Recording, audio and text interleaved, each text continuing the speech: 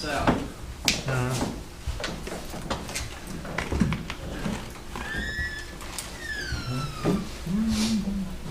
We are live. We're live.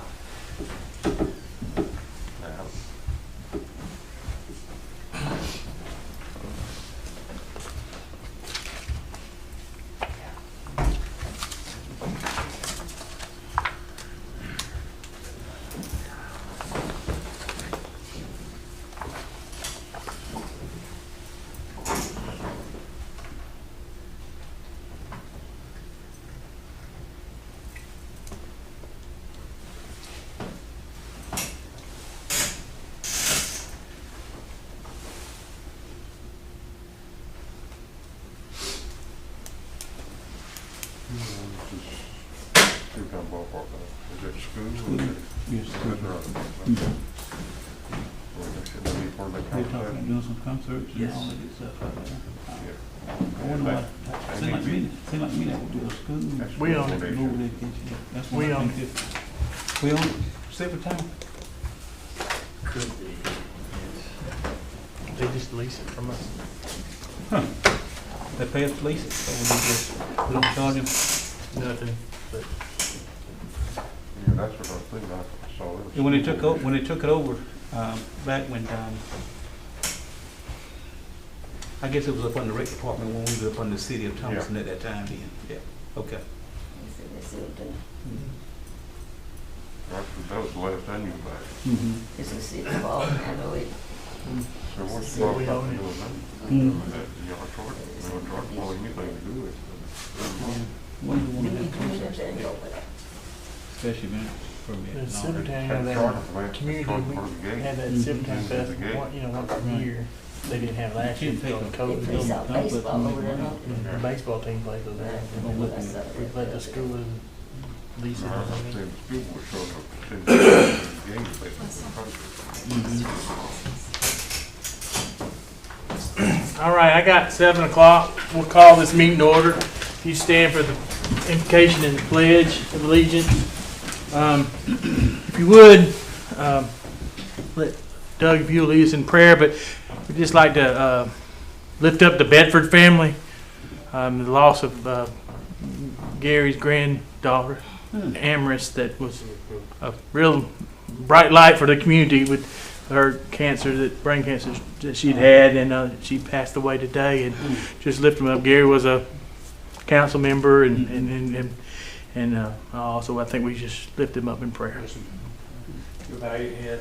Dear Heavenly Father, we thank you so much for all the love and the mercy and the grace that you show us every day.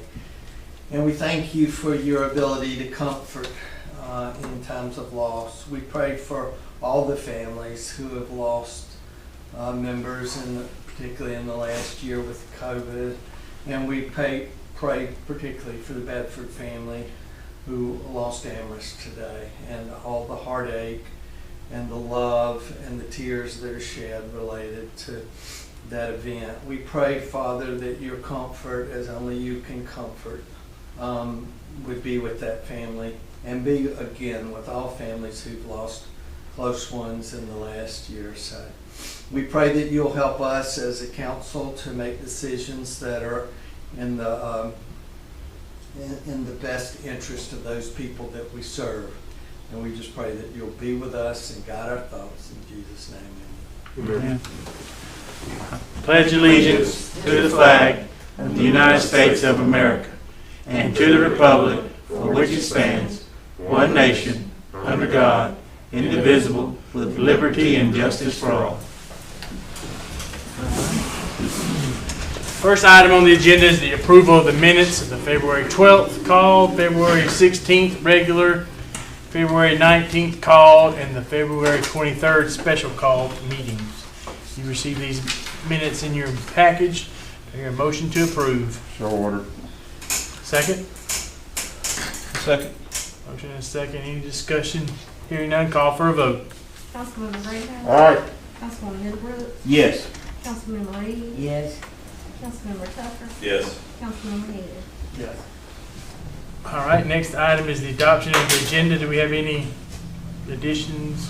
I just want to make a suggestion, and I know that there people might not want to do this, but I just wanted to make the suggestion. Our first item today is the approval of appointments to the Community Relations Committee, and I'm fine with the discussion about maybe what type of people we want on this committee, but I just feel like there might be a person or two. I know in my mind there's a person or two that I haven't been able to reach out, and I certainly feel like without the contact of one person, I just don't know that I would be fully ready to approve any appointments here. And again, I only say this because I feel like it's an important committee, and I want the best interest of all of us to be served. And so I wish we could at least table the appointments. If we want to discuss anything, we certainly can, but I would ask your consideration for that thought. You, I guess, making that in the form of a motion to make it just discussion rather than approval, or I guess, does it really matter that if we don't, if it says voting on it? You can choose not to vote on it tonight if you would like to discuss it and then table it. Okay. I'd like to ask the question, when would you think you'd be ready to make that appointment? Well, I think certainly by the next meeting, Jeff. And it's just that, it's something that I've given a lot of thought to, and certainly want everybody here, as much as anything, I want to make sure that we at least, represent the community well and the various thoughts. And when I say this, there's going to be a number of issues that might come up related to community relations. It may be a number of issues. And they might be sensitive issues on which a lot of people may have very strong opinions, who want the best, that represent two totally opposite sides of it. And I just want to make sure that when we nominate these people, that we really got feel like we've made a great effort at people that can represent two opposite sides and still be sensitive to, hey, we need to do the best thing for the community. And I too would like to wait until the next meeting, because I had one particular person in mind, just knowing this individual was in my district and is not in my district. So I need to come up with another individual to appoint to this committee, if it's all right with those of you that may have been ready to make your appointments this evening. Give me a little more time to. So what's the motion, Doug? Well, the motion is that if we want, we can certainly leave it on as an item for discussion, but I just don't. I would rather put off the actual motions for particular appointments to put on this committee until at least the next time. So that would be a change to the agenda. Right. So you're wanting to make that change to the. And I'll put that in the form of a motion. All right. We have a motion. Do I hear a second? Second. All right. So I guess any discussion? Hearing none, call for a vote for the adoption of the agenda as. Well, before we do that, Mayor, if I may, I would like to just go ahead at the next meeting and make this appointment. We can't keep putting it off, though. Okay. I will be ready at the next meeting, Mr. Middlebrooks, without a doubt. And I prefer to leave it down because what Ms. Lakeitha's just, for at least discussion of it, because she's just made or brought in a question that I'd like to, All right. I'd like to bring back up and make sure I know exactly So how it's so going to the motion is for the motion. The second is for discussion of the committee rather than approval of the appointments. So we have a motion and a second. Any further discussion? Hearing none, call for a vote. Councilman Greathouse. Aye. Councilman Middlebrooks. Yes. Councilman Reeves. Yes. Councilmember Tucker. Yes. Councilmember Higgins. Yes. All right, the next item of agenda, on the agenda is the recognition of achievement. Mr. Russell Thompson, ICMA Credentialed Manager. The International City County Management Association, its mission is to advance public, professional, local government through leadership, management, innovation, and ethics, and by increasing the proficiency of appointed chief administration officers, assistant administrators, and other employees who serve local governments and regional entities around the world. The organization's 13,000 members in 27 countries also include educators, students, and other local government employees.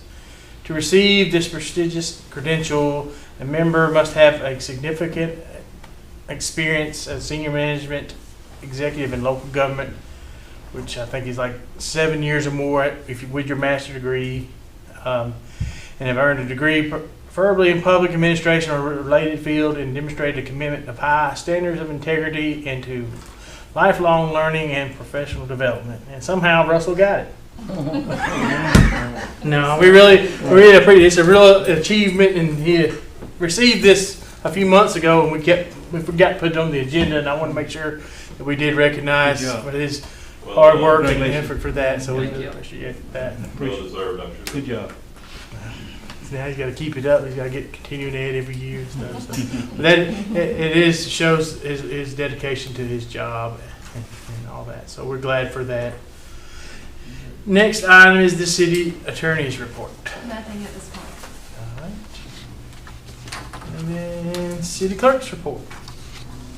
The only thing I have is to remind everybody about the groundbreaking ceremony for the fire station next Friday, the 12th. And that's at 11. 11 o'clock. Brown. They've already broke a little bit of ground, but we're going to break a little more, I guess. Yeah, he said he would have some dirt for it. We had some I dirt. haven't went vertical yet. We're good. with You that. said that's at 11 o'clock? 11 o'clock. Okay. So Hopefully the weather will be good. we phoned it in for some good weather that day. The city engineer's report. Anything from the city engineer? Not at this time, All Mayor. right, now we move to the city manager's report. First item for consideration and discussion is discussion regarding Community Relations Committee, Mayor, and I will default to the city All right. council. So I think we discussed 5 members, has to be voted on by a super majority. I guess the question probably come out, it doesn't have to be from your Well, so, district. for What instance, we agreed on. yeah, but let me just give you something to think about. What if Miss Lakeitha has somebody that she feels so strongly about would best represent the interests of those people in her district? Why would we want to prevent her to best represent those people by the best voice possible? And I'm not saying that she couldn't find, but if her ultimate choice resided in a different district, how does that hurt the committee? If she feels Right. that as their representative, there's somebody who's especially qualified to represent the interest from that district. Anybody pro-con on that? What do you think? I know one time we were leaning toward each person do one from your district, but that is a good point. And I know we said something about won't make sure they're city residents because of city issues. That's the only. I understand definitely being from the city, it needs to be, but I guess I'm just thinking if Miss Lakeitha has somebody and she thinks, I really feel this would be a really strong candidate. So, what you think? I don't think we were actually leaning to it. I mean, we agreed upon that. And now, if that's what we want to do, I'm not saying that's the wrong thing, but here I am, have made a list of people in my district. So, I mean, I know that I can go outside. I may need more time. We've changed the rules of the game here at the end of the fourth quarter. We've, and I'm not saying with Miss Lakeitha that it's not the right decision, but if we're totally changing the rules, I mean, you can't, I don't know if everybody can be expected now that the rules have changed to all of a sudden put a deadline on it at the Have next to, meeting. yeah. And that's fine, if it's to be from within your district, that's fine, I'll just have to come up No, with. I don't think that's a bad idea. I just, now it just changes the rules up and it gets me Thinking thinking about of other another- people. another list of Hey, I may things. find Right. somebody even Right. better to do And if that. that's what we want, that's fine, but I mean, I don't think, to be honest, that opens things up, and, you know, it could, you know, be something that is, or somebody now that I could add to my list that I had excluded because they weren't in my district, and I'm not saying it's the wrong thing, please don't misunderstand. And another question I would have too is, you know, if we were voting tonight and you called out somebody's name tonight, well, that's the first time I've heard that. Is that something we want to get out to, you know, so you can, I don't know if it's the vetting or what it'd be, but, you know, if you had to think about, you know, is that going to be a good person? I would hate to have to make that decision right the day I, you To know, vote on. the day you had to vote on it. That's another thing I thought about too. I don't know. Which, I mean, if it still was at the next council meeting, that's fine. Just if you had your person before then to get to let everybody know, kind of, yeah, I can see that person. That'd be a good person, or I don't know about that person, you know. Or you may want to, I don't know that person, and be looking and try to find out more about that person so you'll know. Are we I gonna may stick, not yeah. know whoever else, you know, some Right. other folks may appoint. are we gonna But I still mean, stick to well, the we one can that's get living in the that. city, or are we gonna go outside the city? If we gonna change it, are we gonna, you know? I mean, I think That's it's gotta what- be in the city. Yeah, I agree, I agree. I think You know, I don't wanna come back in later and say, well, No, I think it's gotta be in the city, but I don't, yeah, and I understand what Ryan's saying. I just, you know, suddenly think, when the way Lakeitha expressed it, it makes me think, well, gosh, you know. it may be an excellent person that you don't It may know. be it may be an Oh. excellent person, and if, You may not know them, yeah, and you would never put them on there because you just didn't know that person. Not Or do we give the, at large, the mayor pro tem, an extra person that accommodate those type, I don't know. I mean, How many members on the committee did we say, 7? Yeah, that's, Five the members. Five, I think. 5 members on the committee. that's the thing, you know, then you have 6, that won't work. It's gotta be an odd person, then you're gonna need 7, and then I just hate to, if that's what we wanna do, that's fine, but that's what comes to my mind is, now I need to really, you know, give it a lot of thought now with, not that I wasn't, but now that we've opened it up to citywide, that changes the parameters of the list potentially extensively.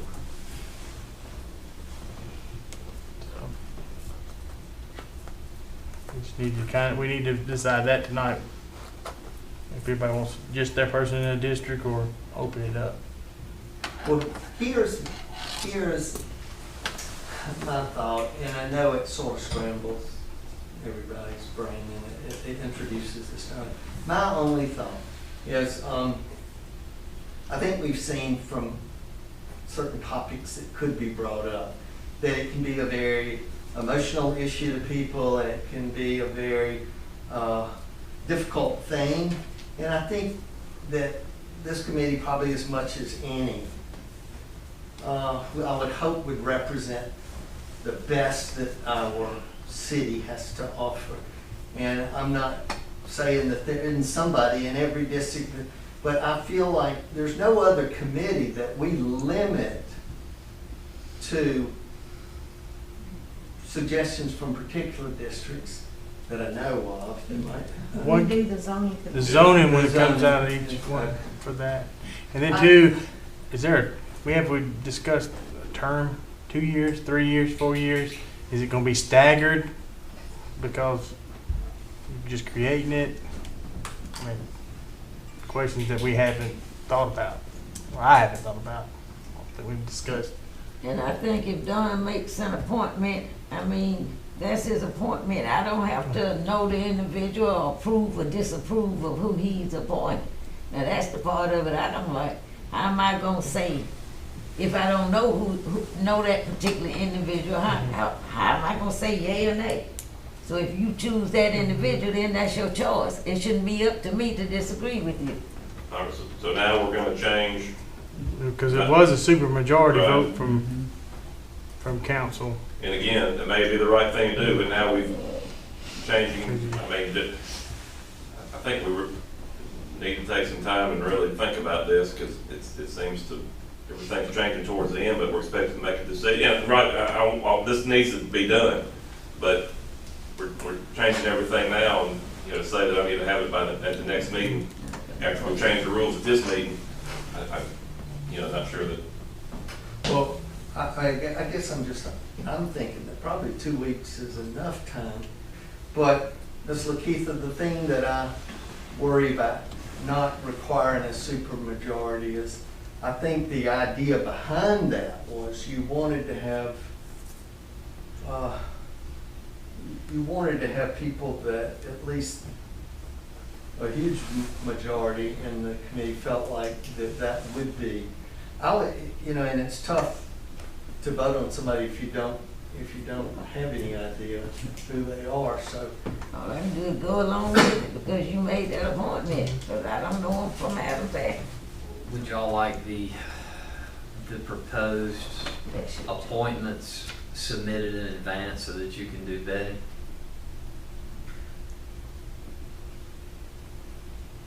Might not be a bad, I mean, at least you can ask, if you wanted some, since it is a super majority vote, if Don said somebody you could go to, who is that? Okay, then you can ask and kind of, figure out something, or ask somebody else that might know them, and that would be a good person, or that wouldn't be a good person on it. So that might be a way to at least not have somebody ready to vote on somebody they have no idea whether they would be a good member or not. I kind of like the idea that we talked about of having a supermajority, because I think it ought to be someone that we at least think as a whole ought to be a good person for that community.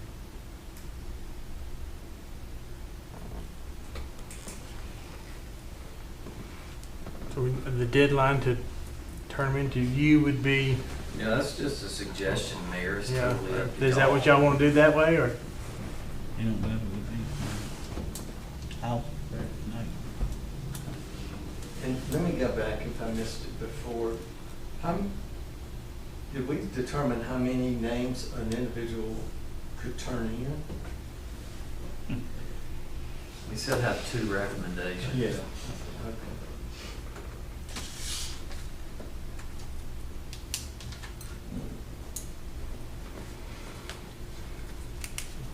2 recommendations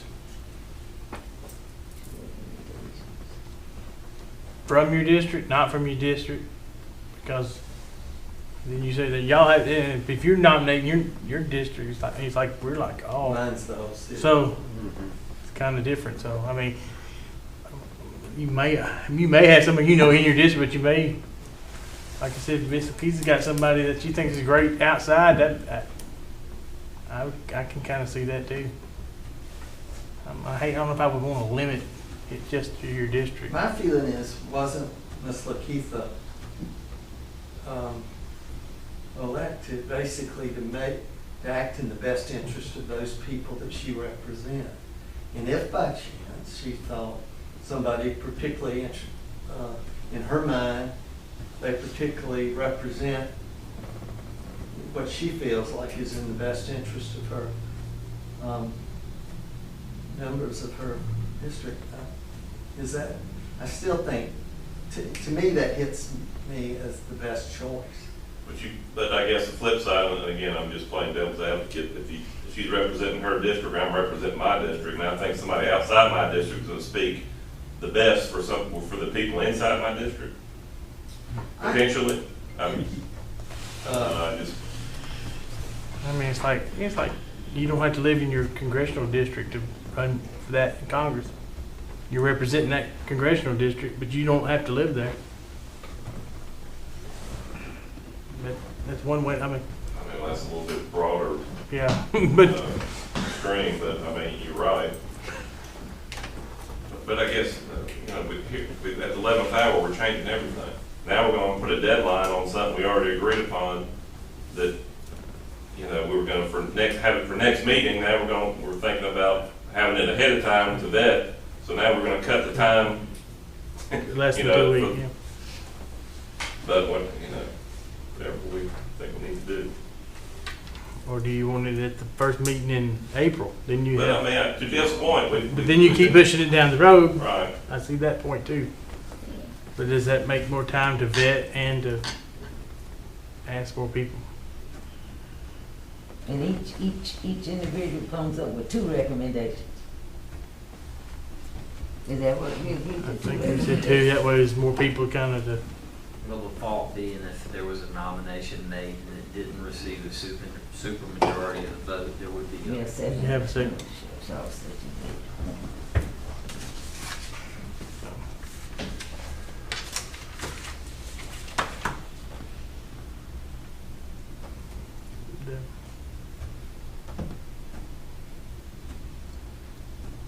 Recommendation,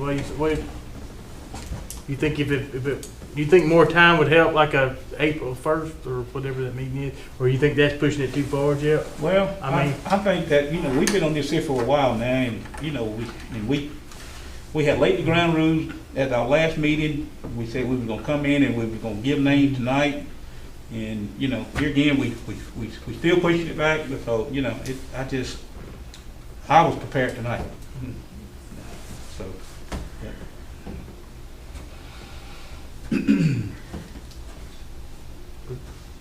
Like Jeff said, I'm prepared tonight, though, whatever the decision of city council as a whole. I definitely would prefer not to do it tonight.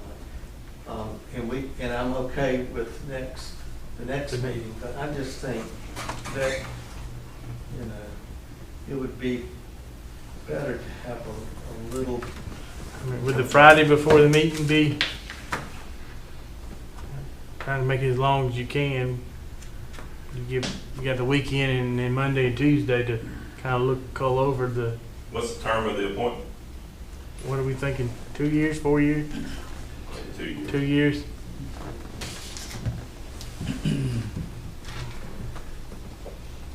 I would definitely be ready at the next meeting to make my appointment. I'm just not ready tonight. I definitely be ready next meeting night. So each person, 2 names, 2-year appointments. Friday before the next meeting, have those names to Russell by then.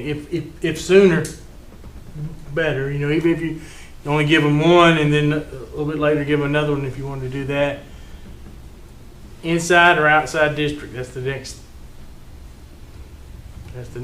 thing right there.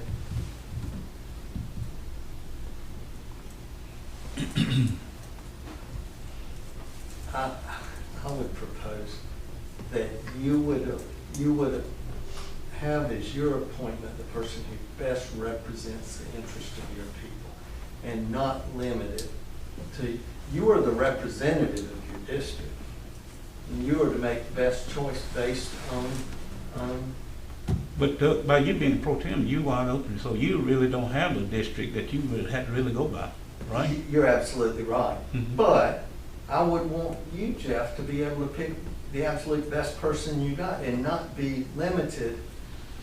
Well, I want to stay within my district. That's my choice, so I'm gonna stay Yeah. within my district. Sure, absolutely. So you just leave it to the And this, the council person if they Mhm. Brian, if you want to just do your you do. Ms. Lakeith, if you think you found somebody else, is that fine? Is that fine with everybody?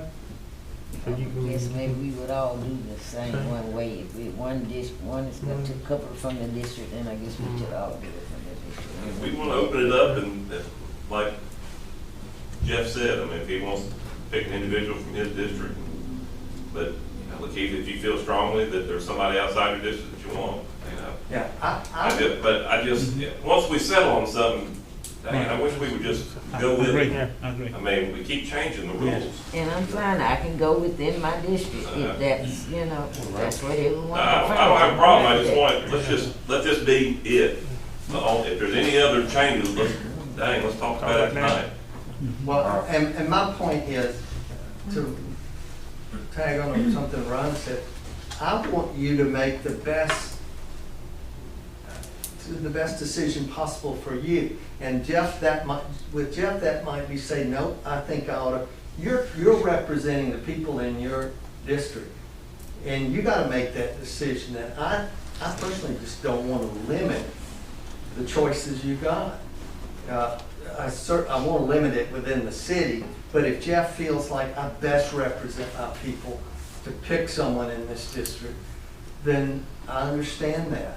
But if Ms. Lakeitha says, I feel like my best representative would be this person, but it's not in my district, why do I want to limit that if she's acting in the best interest of those people she represents?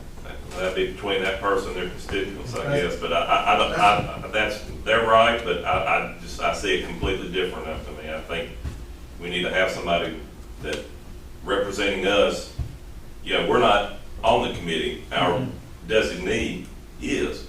So I don't know how I would look at my constituents and say, well, I'm sorry, nobody's good enough inside my my district but again, I don't have a problem with somebody else who chooses to do that. That's their prerogative. So I'll make that in the form of a motion, Mayor, that we'll leave it up to the each individual council person to select inside or outside their district. They made that form of motion. With the 2-year term, having designate no later than Friday the 12th. Next meeting. Friday the 12th, I believe that's what It is. Get that. And if you got it sooner the better if you have it. We submit these names to Russell by Friday the 12th. Friday the 12th. Right. Mayor, will you make let's do this first. A motion, and do I have a second for that? No second. That's a second. Any further discussion? Hearing none, call for a vote. Councilmember Greathouse, All right. Councilmember Middlebrook, Yes. Councilmember Williams, Yes.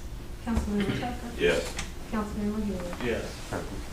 Mayor, will you just make an announcement to Okay. those watching that So- get, If anyone is interested in serving on this committee, get in touch with your councilman or a councilman in general and ask to be on this and as soon as possible so we can get this committee created and And Mayor, if there are people who don't know what district, we have that tool on our website. the tool on the website, you can look and see with your address who is your representative on the council. can we put it on your social media page? We'll do that too. We'll put it So on. they have those tools out there. Thank you.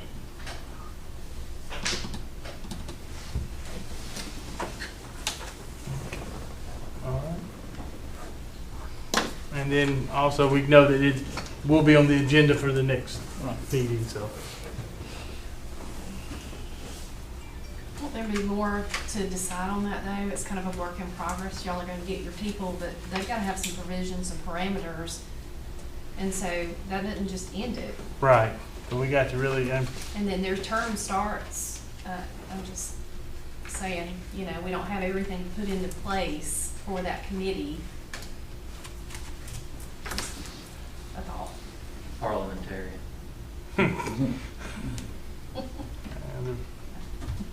so that's also, people think of, rules and what their purpose is. I mean, we've kind of talked around some of them, I would say scope, individualized scope as directed by the city council. Take it on a case-by-case basis.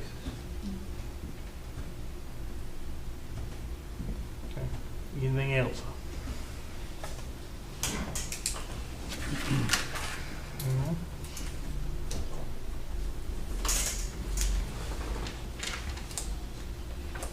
Next item, We ready in here? I think so.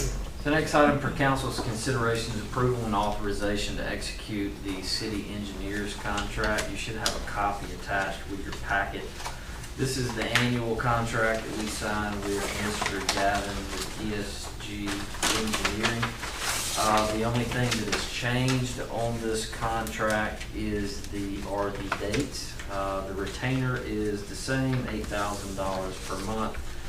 The Exhibit A, or the reduced and the project rate found in Exhibit A following page 8 are exactly the same. City attorney did have some subtle, insignificant changes to the contract, but other than that, it is the exact same contract we've been working under, and staff's recommendation is to authorize and execute the agreement.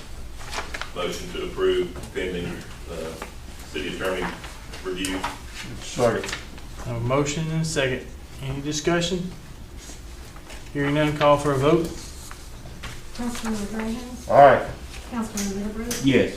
Councilmember Reeves, Yes. Councilmember Tuttle, Yes. Councilmember Hill. Yes.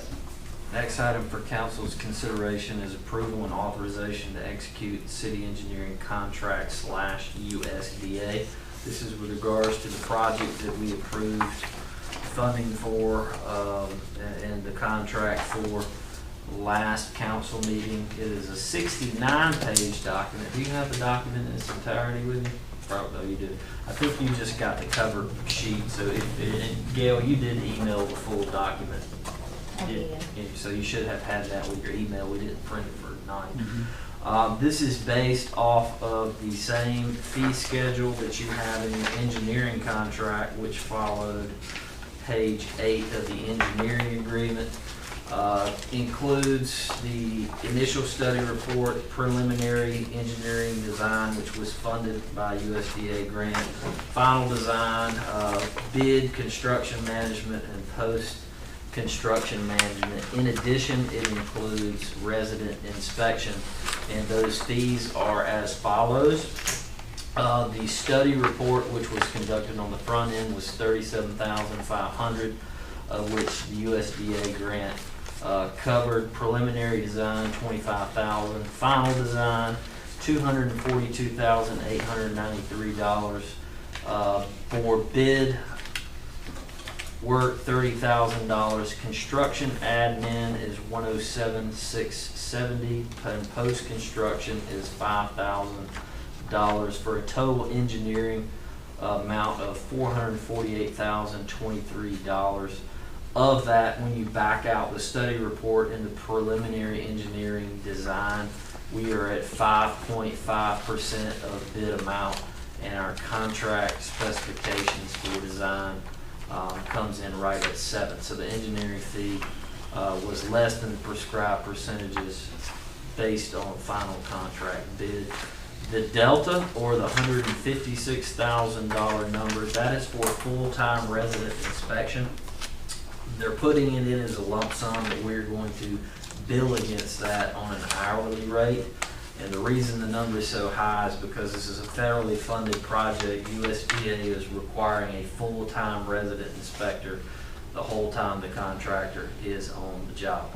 But these numbers don't change and are directly in correlation with our city engineering agreement that we have, and all of these numbers are factored in and built into the project scope and the funding that City Council has already approved.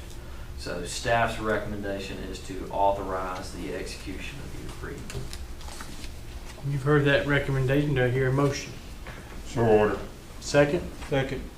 Any discussion? Hearing none, call for a vote. Councilmember Greathouse, Aye. Councilmember Middlebrooks, Yes. Councilmember Reeves, Yes. Councilmember Tuttle, Yes. Councilmember Hill. Yes.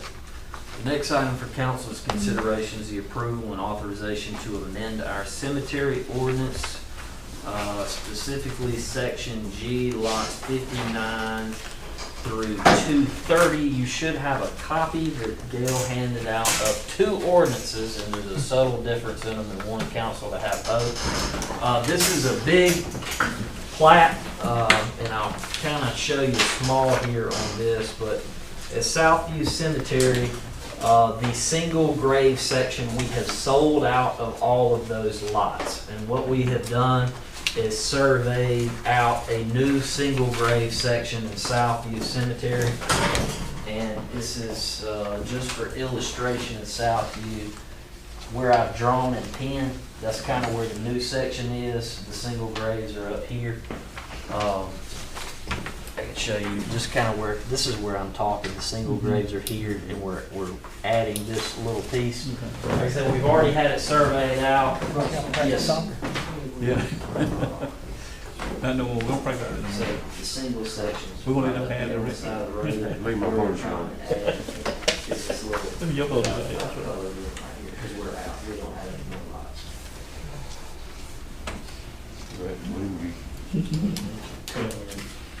Yeah. This is all.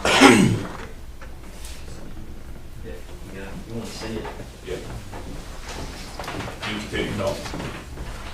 I can't multitask. This is currently where the single graves are. We're adding up I get it. this area. And we're only gonna ask for authorization to sell the lots up until where the road ends. Future project will be to extend the road. There is a need for it. We sell a lot of these. Dan, have you already recorded this, or Lonnie sent it to you? I recorded it. So it's already been recorded. So the ordinance amendment just authorizes these lots for sale from 59 to 230. The only question we had was whether we wanted to allow headstones or not, or we just wanted to stick with markers.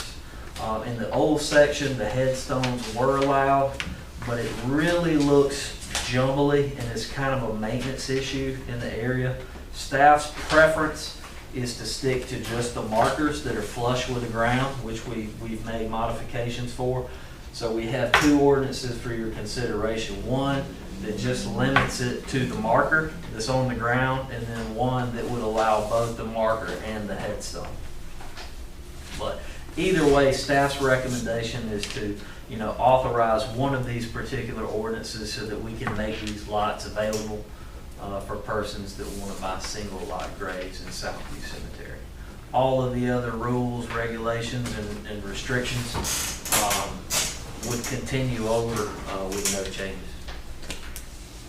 Thoughts? I think it's a good idea, I would make a motion that we do utilize it and use the single marker instead of the monument for the new section. Just flush ground stuff, not, Right, flush the ground. I think that's, maintenance wise is Right. better. I'll second. Have a motion second. Any discussion? Hearing none, call for a vote. Councilman Greenhouse, All right. Councilman Middlebrooks, Yes.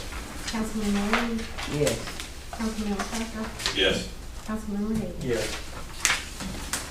Next item for council's consideration is the approval and authorization to create a public works director position and to set a salary range. We've talked about the combining, of the position, and we talked about some of the internal personnel issues that we have. We're competing for that position.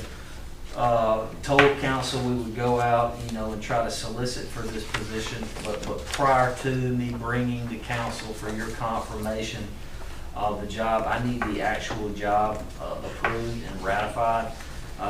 Ms. Sands has provided this proposed job description for the Public Works Director.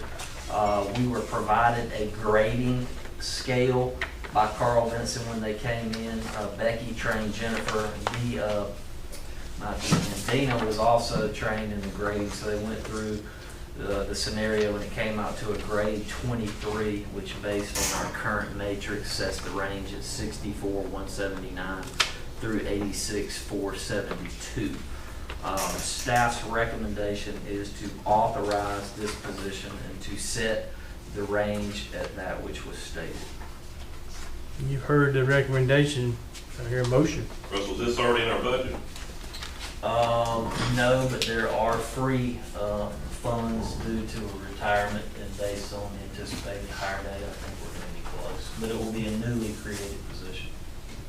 But, okay, but no material change to the budget, is what you're saying? No material change, but there will be some change depending upon hire time. Does that make sense? Yeah, then remind me who, are you at liberty to say who's retired that we're counting? Mr. Teal retired, and he is been gone with this for a couple months now. Mr. Thompson, my question is, how many hours are you spending now from your regular duties having to handle these departmental details? You know, I would envision a lot of the LMIG paving, some of the detour stuff. I would like to push some of the you know, water and sewer and stormwater stuff off. Not that our crews aren't involved, but some of the more conceptual planning and working out with an engineer, I wouldn't mind letting some of that go. How much is that, you think? A lot of time. You gotta think, we just went through the T-Splosh, so that, you know, we're paving Half your time? that, Probably so. paving that much, and now we're paving Okay. this much, so yeah. So we're saving 40 to 50% of your time has been spent. Well, some of my handling time is these still gonna be details. developed, but I'm hoping that instead of day-to-day involvement decisions, that's more of an oversight type position in the future. Right. I make a motion based on staff's recommendation as presented. Second. Motion and a second. Any further discussion? Hearing none, call for a vote. Councilman Rittenhouse, Aye. Councilman Miller, Yes. Councilman Reed, Yes. Councilman Tucker, Yes. Councilman Hill. Yes. The next item for council's consideration is discussion of potential changes to our brown bagging ordinance. I have attached with your packet kind of the definition for what brown bagging means, and I'll read it. Any restaurant, establishment, or event providing food or entertainment in the normal course of business or premises licensed hereunder, and in which the owners or their agents knowingly allow patrons to bring in and consume the patron's alcoholic beverage.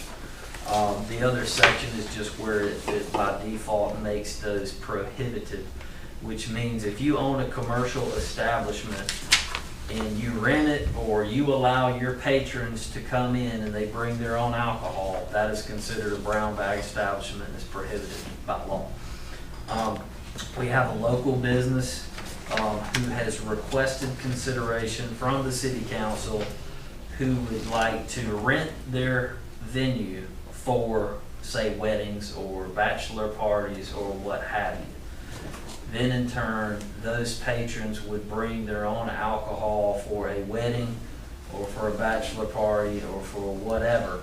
But currently under the brown bagging ordinance, that is not allowed.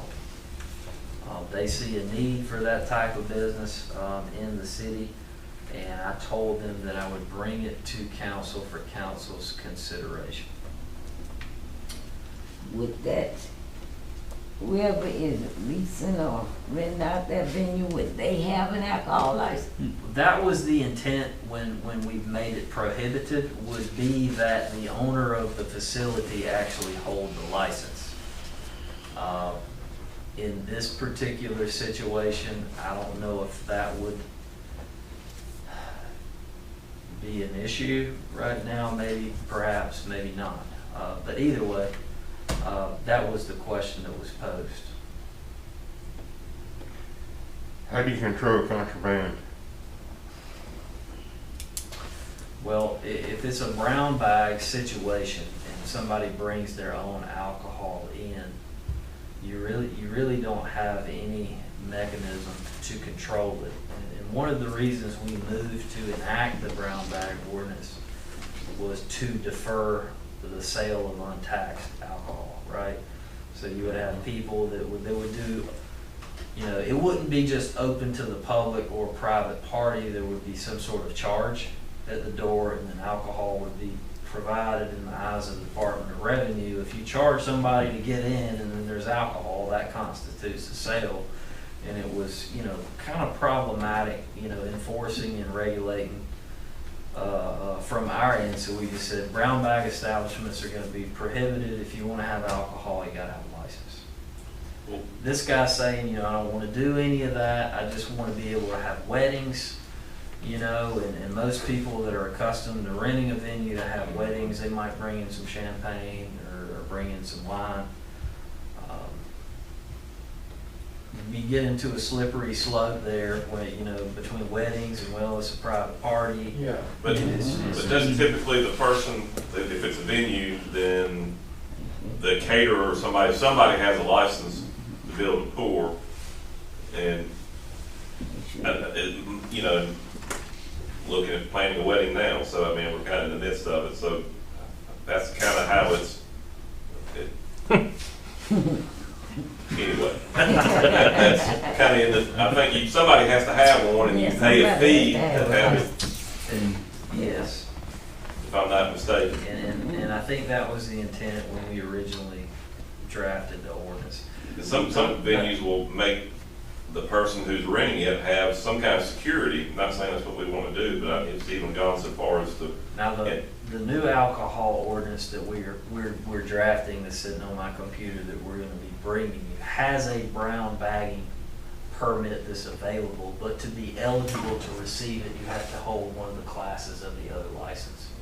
So even in the new even in the new, newly drafted ordinance, there's a requirement that some license be held prior to the issuance of brown bag, so.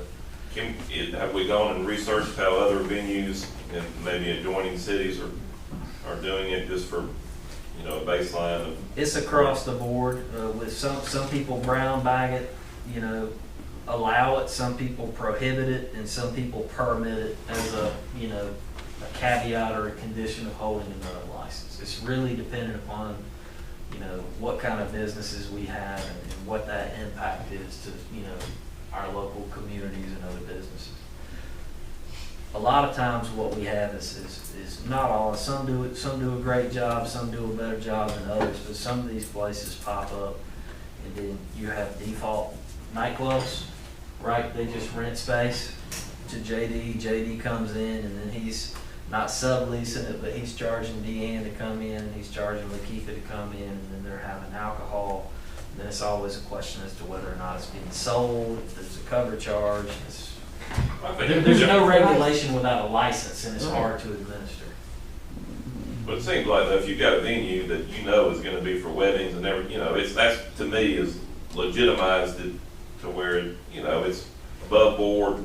I certainly don't wanna do anything to hurt somebody who's got legitimate, not saying that the person that you're speaking of is not legitimate. I'm just saying, you know, they're not gonna usually have a nightclub at a place they're gonna have a, you know, wedding, you know, a nice wedding reception. People are paying good money to have it there, and I just don't see, I see it as quite the contrast than, you know, somebody renting a whatever and you know, to have a bachelor party.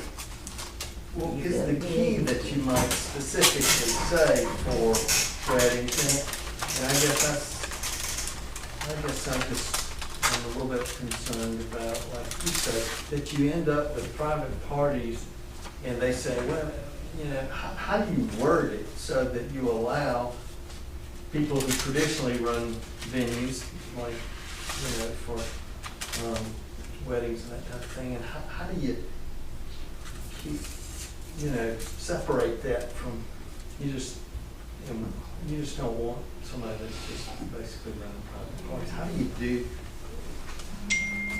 Well, the brown bag is one of the ways that other cities have done it. Our alcohol ordinance that we're looking at is modeled after Perry's ordinance, and I've looked at some of the others, and it is based on what the city really wants to do, but that's one way to kind of put some safeguards in there. Without it, you really don't have any safeguards, in my opinion. Do more cities than not have these safeguards in? I've not looked at, you know, I've looked at some of the surrounding cities, and I know Perry because I looked at it against the one that we're looking at, and theirs was exactly like that. Well, like City of Griffin, something like that. I want to say I've looked at it, but I hadn't lately, but I can look at that, you know, all the surrounding counties. I usually go to Griffin, Columbus, and Perry, you know, those that are around us, to look and see, but I'll be happy to look at that. It smells like you're north, somewhere it's got a lot of those type of venue places. That was my question. Are we saying a venue that a place where they maybe have weddings?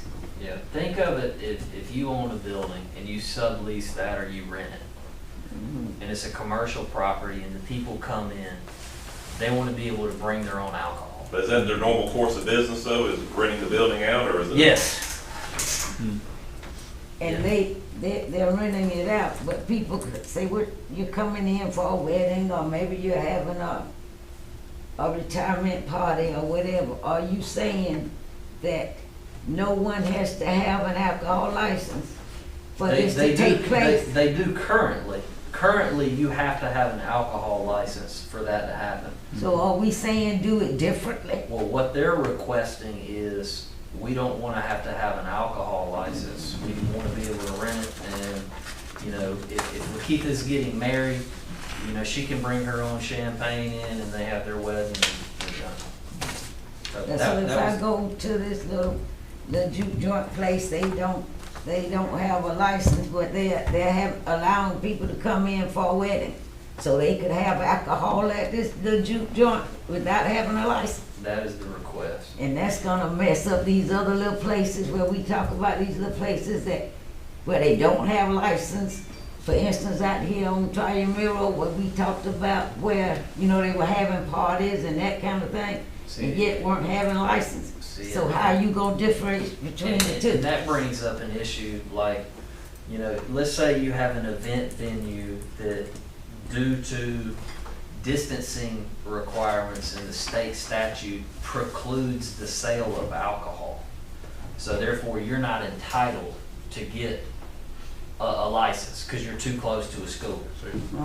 Well, if you brown bag, there's no sale. The law just prohibits the sale of alcohol. Not necessarily to say you can't give it away, right? So now, if I allow brown bagging, you can come into this establishment and you could bring your own alcohol. And I guess that would be a legal question, you know, whether that violates the intent of the distancing requirement of the state statute. But those are some of the problems you open up when you get away from the formal licensing procedure. Will you go and check some of these other, you know, there may be something we're not thinking of that, you know, may make some sense, but I hate to just make a quick decision on this without really studying to see what other cities are doing. Not to say we gotta look at other cities and just mimic that, but it may present some ideas that we're not really thinking of at this time that could help alleviate some of that. My answer up until this time was, look, if you don't have an alcohol license, you can't do it. I mean, we leave that in place until we can look to see if there's a way That's that, what it's been. you know, And- Stay I think we in leave it line. as we. or put that for that, you know, think. Russell, so I know there's been an occasion uptown where you may have had somebody who is having a spring event to introduce people to their store, and they might bring in vendors, and they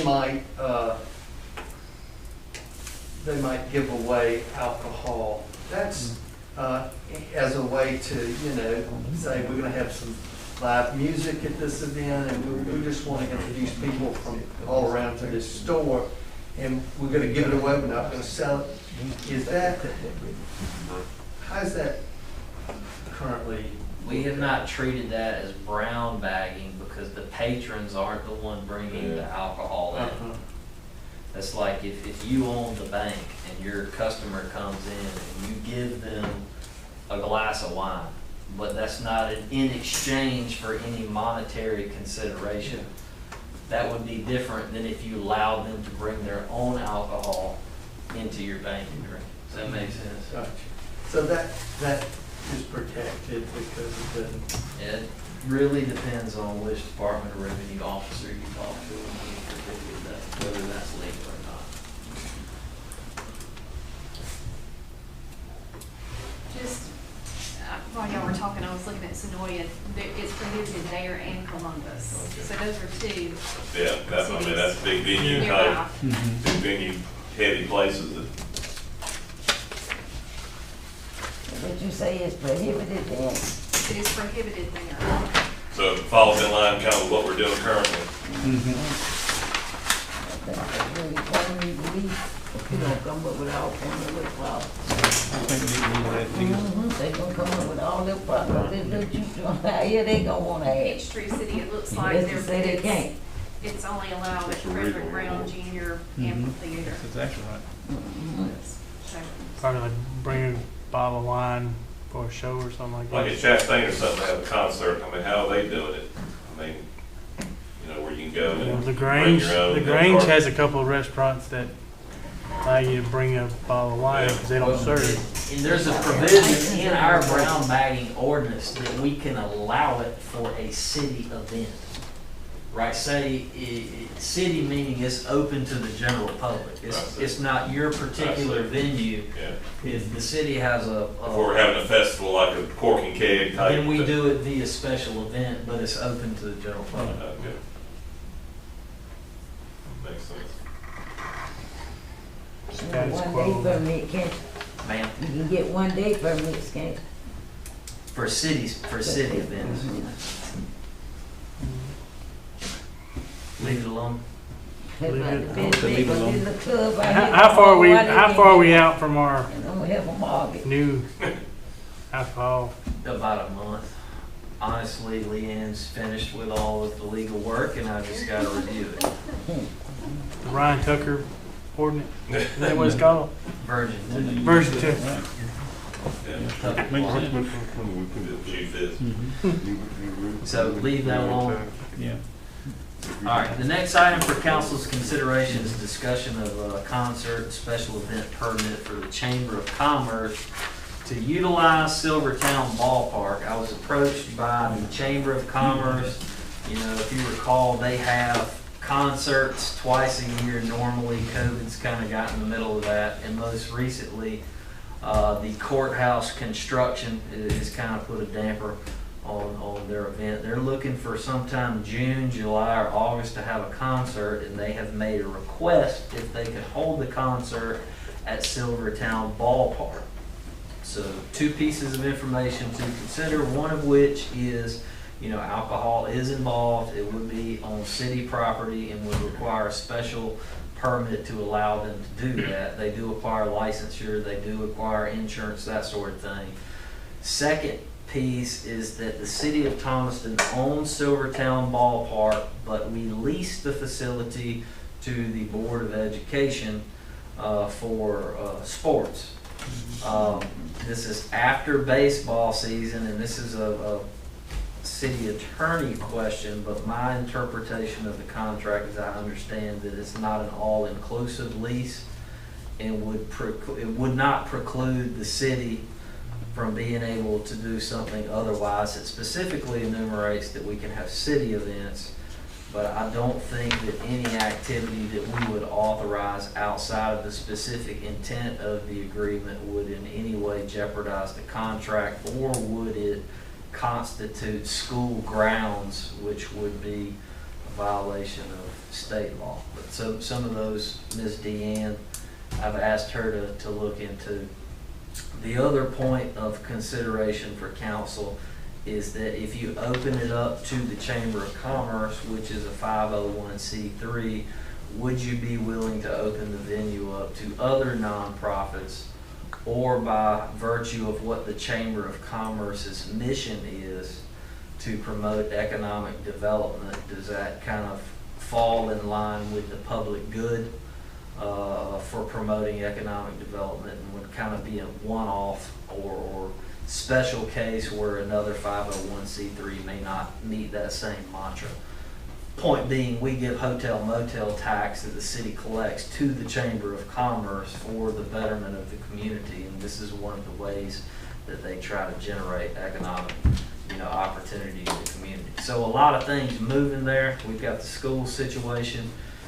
We've got, it is on city property and alcohol's involved, and then we have opening up for potential precedent with other nonprofits who may want to utilize the venue. So, Deanne, you want to comment on? Sure. I Kind can. of threw your name out a lot. Yeah. Yeah, I've looked at this contract. It's an older contract, and it's a little bit vague. It doesn't specifically say that we lease it totally to the school. This is just a lease contract with them.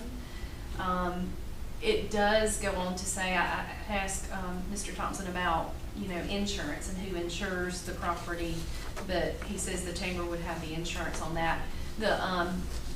We're not precluded from using that ball field, but they do, the school system actually pays and maintains the utilities there. And so that was another question for me is how would that work with the chamber? And Mr. Thompson said we would have our own utilities there. Yeah, we is that normally right? set a tent pole and bring in, power for that. The only other thing was, I wasn't sure of the timing, but it would be after the baseball season, so. The other things, consideration for, proximity to the neighborhood, whether there would be time constraints or, would they consider it kind of a cool thing to have over in Silvertown, I don't know. But that request has been made of the city for your consideration. Are we approving it tonight or just discussing it? Well, they would, I would say at least by the next meeting if you need some time, because they're trying to line Will you things get up. time constraints on there too? And since it's in mine and part of Lakeith's district, I'll encourage, those to reach out to me and or Lakeith to get citizens' opinion on that, but I think the hours make sense, and I don't see why we shouldn't do it. It's not the first time they've done it, and every concert and stuff that they've had there at the courthouse, I haven't really seen any issue, heard of any issue with it. I think it's. I wouldn't say I would want it like put it out there to rent. Anybody wants to use No, I it. think But that the obviously chamber is the best event- case of the city with, in the sense of it's actually trying to promote economic development and things that, that chambers do. So, I mean, I think it's just going to be on a case-by-case basis, as much as I hate to say it. I think you're right with that. Have we talked with the school system about this too?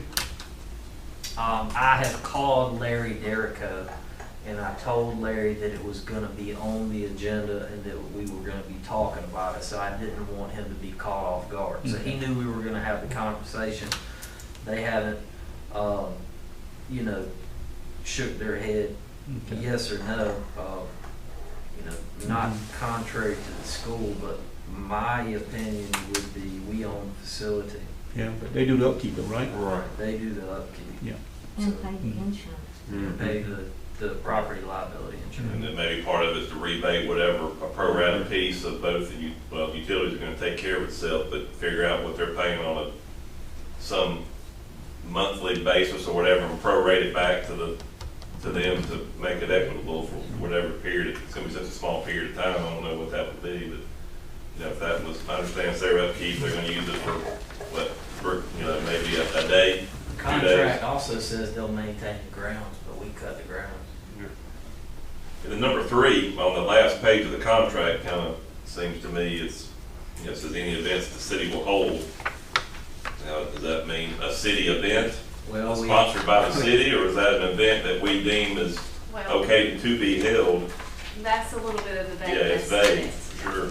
So the only other event that's out there now is the Silvertown Celebration, Mhm. pretty much, I think, besides But the baseball. contract doesn't say that this lease is a lease to the city, to the school only Right. either. It just leases it to the school. So it doesn't necessarily exclude everybody else or Yeah. other events, so.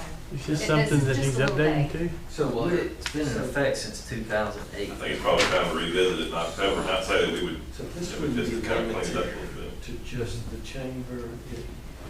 Well, that was one of the things that we talked about as to whether or not it would open up the door for just other,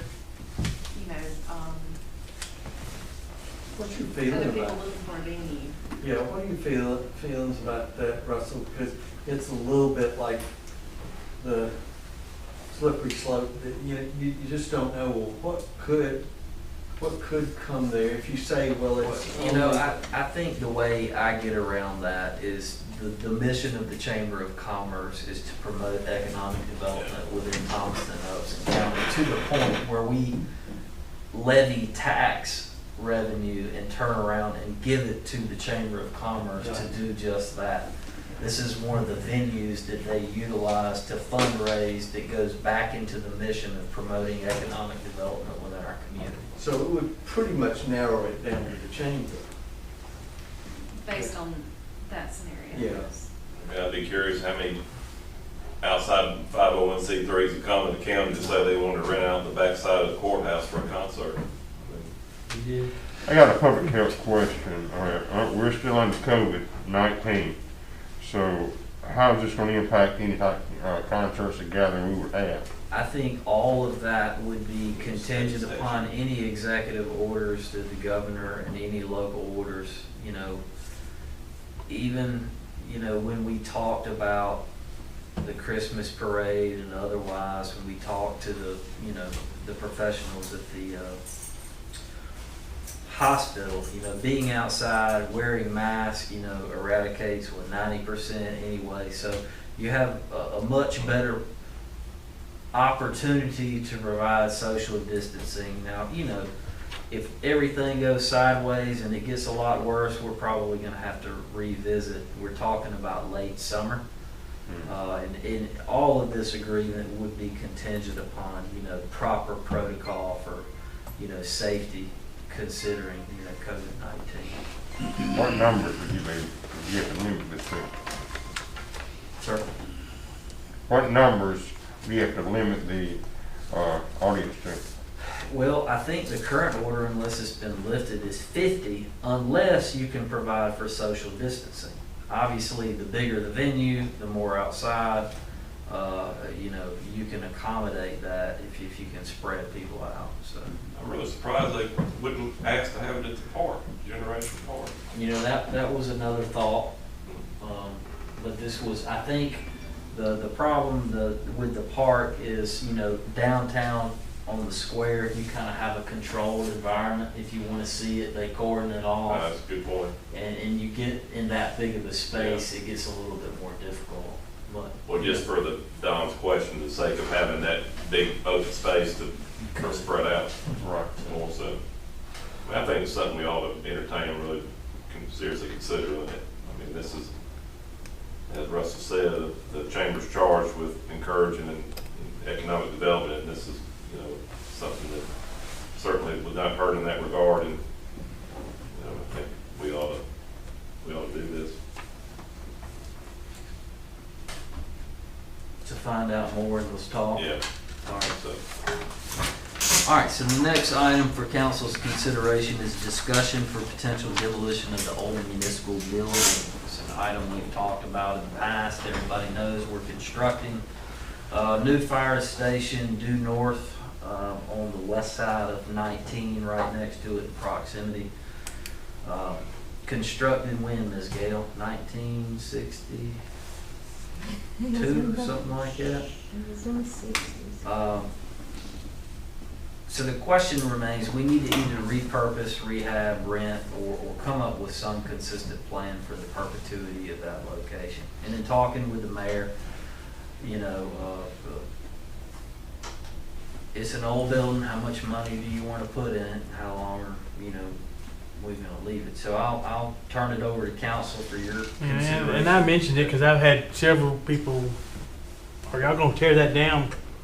You know, what was it gonna look like with a brand new building next to it, you know, then nothing's in it, it's just going down, you don't have anybody in it, how much money you gonna put in it?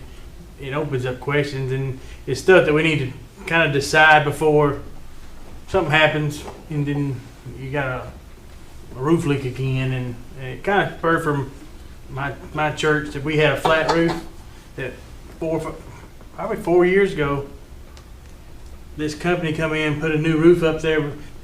It won't leak. Well, if you go into it right now, it's leaking as bad as it's ever leaked, and you got a problem with a flat roof building again. And our problem is we got the air conditioning units on top of it, and moving all that's another cost. So it's just something we probably need to kind of look.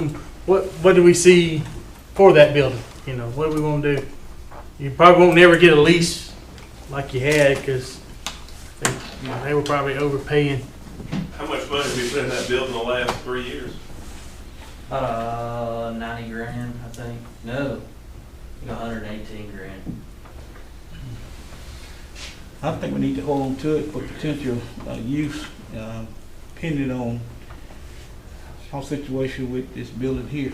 I don't think we need to just do away with it right now. I think we need to hang on to it. Then you're gonna, even if you did move, would you want to move in something that you're going to put a whole lot of money in, that an old building with a flat roof? That's my thoughts. Even Well, we just put a roof on there, didn't we? Can we? About 2 years. 2 years ago, we just put a roof on it 4 years ago and it's leaking again. Yeah. And this building's We put the leaking right again? roof on there then. No, our church building, that we put on one. No. So, Man, I'm just, we put all that money in it, at least let's try to see if we can rent it.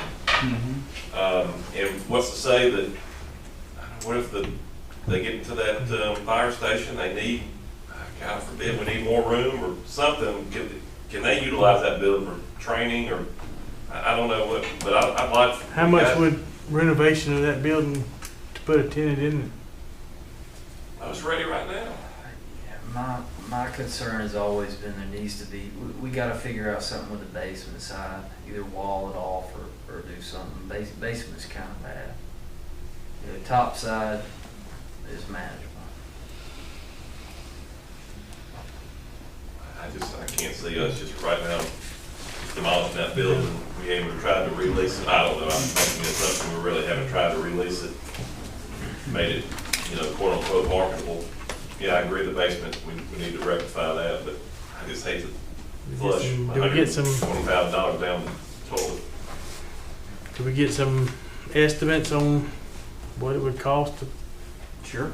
to look at if you want to rehab the bottom floor, or what make it whatever it needs to be is the least amount of money? I don't think you want to throw a whole lot of money into without having a tenant or anything, but No, I don't, Yeah. I agree with that. Yeah, that bottom is horrible. And so I would agree. It'd have to be a super strong lease to cause me to feel like it was an incentive to do anything with the downstairs. Now the upstairs might be okay,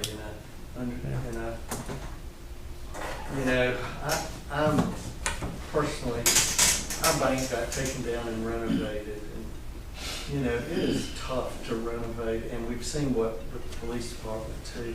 It's, when you renovate a building, there's just certain basic faults in that building that it's hard to eliminate, and you tend to carry those things down the road. But we have put some money in it in the last couple of years, so maybe the first step is to say, let's see what, personally, I wouldn't want to do much with the downstairs unless somebody stepped up and said, I'm gonna give you this kind of lease, and it's gonna really incent us to do it. It'd have to be really strong. The upstairs is more manageable, and, I think probably right that we ought to at least see if we can lease it. But, it's definitely gonna be. and I don't think we make a decision like tear it down tonight.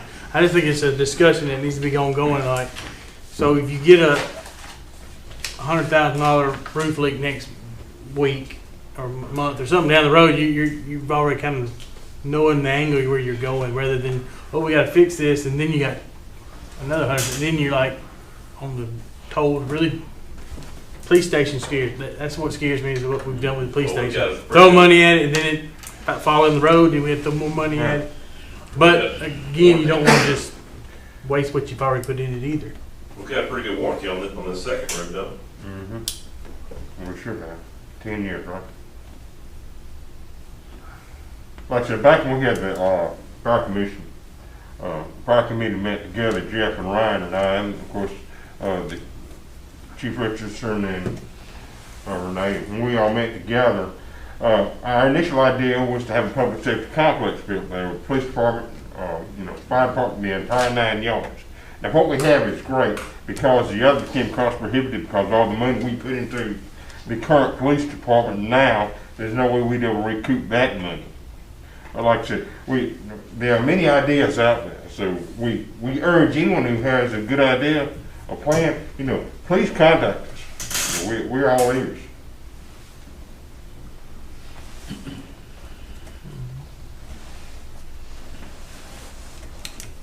So just be thinking of ideas, listening to people, what, some people that wanna lease it. I'd I bank. don't think a lot of people know it's actually for lease. Maybe not. Right. Yeah, maybe something somebody would jump on Yeah. with the right need for I would just that. like try to exhaust all opportunities Exactly. that we can before we just, Yeah, I don't think we just jump in and say, yeah.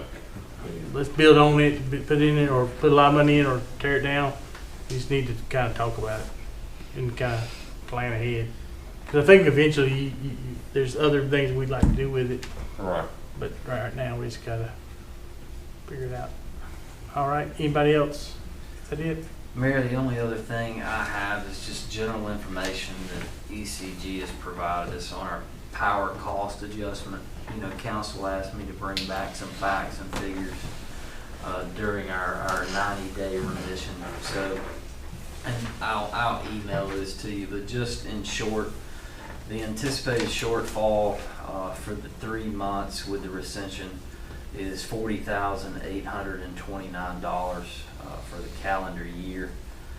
If put back into place to recoup the total estimated $190,000 for the year that we were going to put in the competitive trust, the new power cost adjustment after the 90-day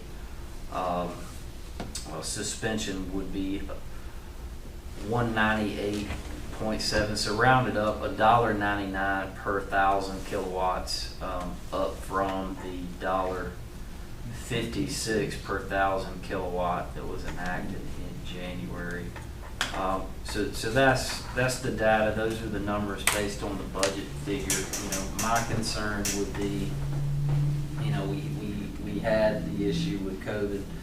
So you figure, what's it, February, March, April. You're gonna be right around summer if we get into this when bills spike. So just be conscientious of that as we move forward. And like I said, I'll email y'all the summary so you have it. And two, with the new software, there may be a place where you could actually put that cost and spell it out where people see it. We're gonna request it. You know, they say, hey, that $1.98, okay, that's going for that, rather than it just up in the bill that nobody knows. Right. It goes to $1.98. Yeah, 156 to 6219. Okay, not in addition to, okay. No, okay. Good. All right. Anybody else have any other business? I'd like to bring up one thing. It's starting to become springtime again, and one of our pet projects is the dog park. Because the dog park was time and time again, surveys have said that people would like to have a dog park.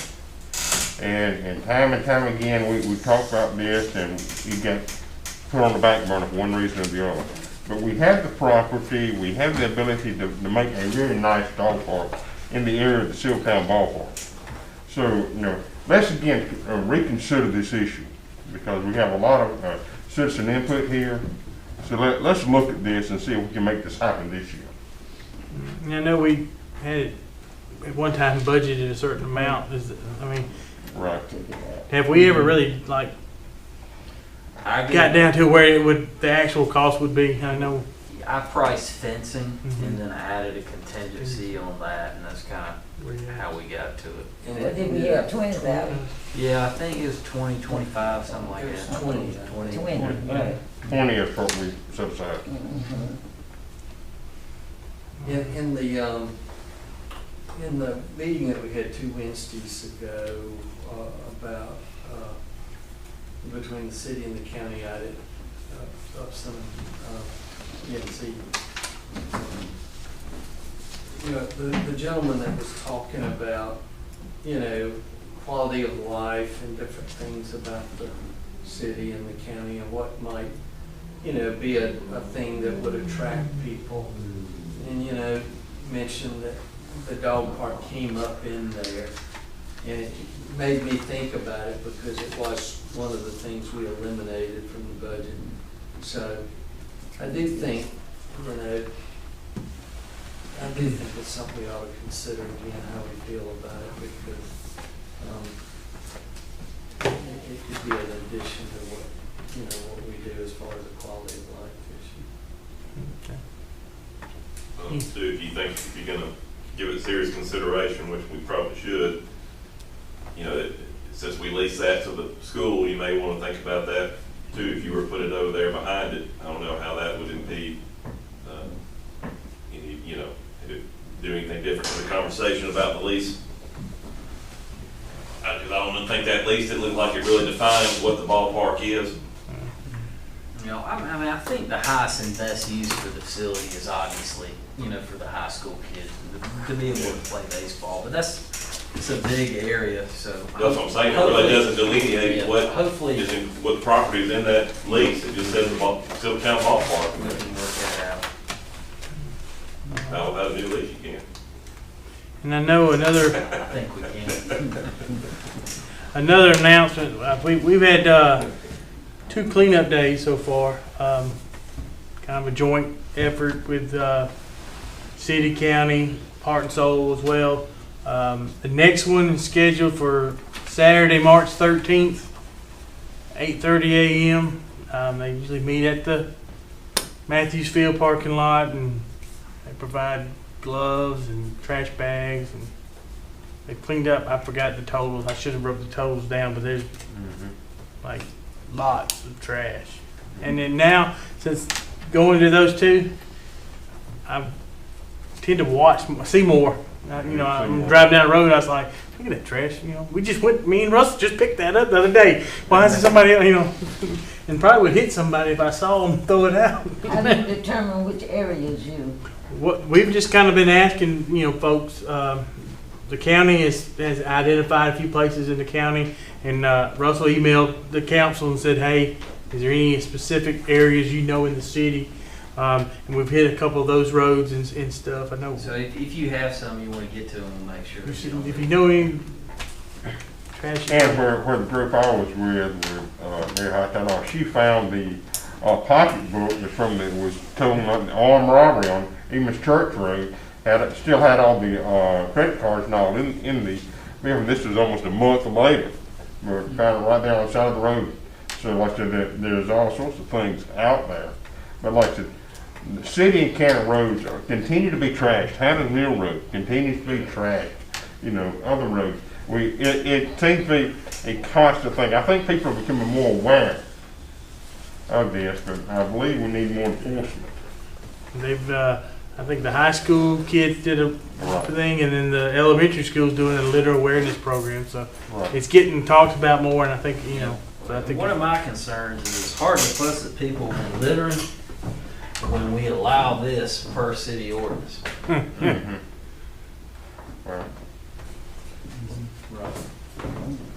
Well, I've had that behind my house also, so, on city property. Yeah, that's a good point. That's a good point. We can do better. Only other thing I have is the girls basketball team won. They won 66-58, so they go into the final 4 Final Four. of the Real state. nice. So Great news. It's going to be Savannah or North Georgia. travel through. Yeah, 5-2. Everybody ride with Jeff. So yeah, we wish him luck, and hopefully we bring home another Championship. state championship. That'd be good. I think the championship will be played at the Jamaica Conference, Centerplex in Jamaica. That'd be good. Yep. All right. So, is there anything for executive session? Brief executive session, personnel, and pending potential litigation. All right. So I need a motion to go into executive session for personnel and potential litigation. Order. Motion in a second. All those in favor say aye. Aye. All right. You'll turn that off for us. Yeah.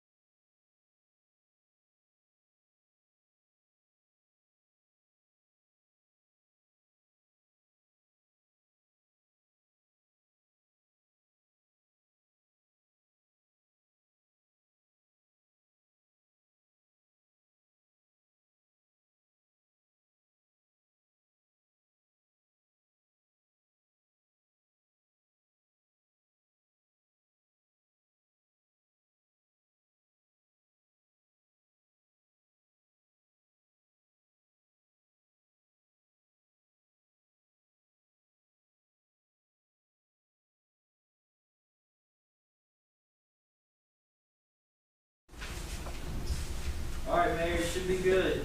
Okay.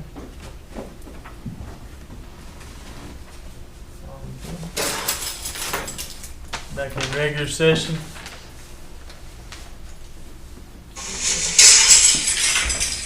Back in regular session. We, audio only. Fire these two sprinklers. Fire the two sprinklers.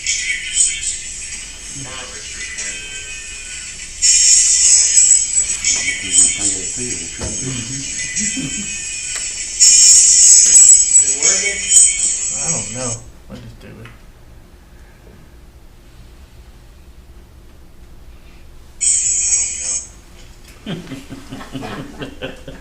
Yeah, we don't know what it's It's recording. I guess we're on audio, so I guess we're good.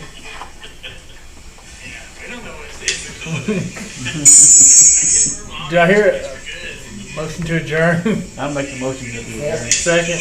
All in favor say aye.